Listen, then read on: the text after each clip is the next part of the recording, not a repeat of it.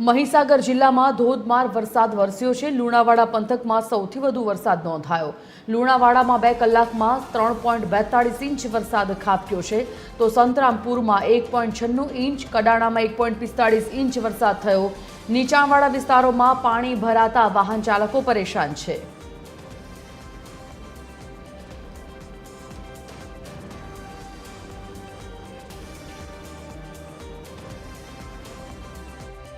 હવામાન વિભાગની આગાહી અનુસાર મહીસાગર જિલ્લામાં રેડ એલર્ટ આપવામાં આવ્યું હતું।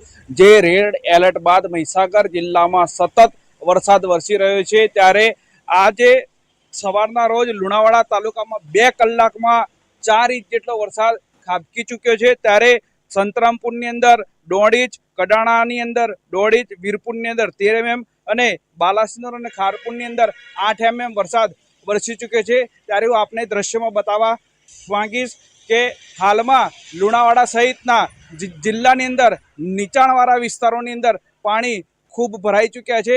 ત્યારે સતત વરસાદ વરસી રહ્યો છે, જે જાહેર જનતાને પ્રભાવિત કરી રહ્યો છે।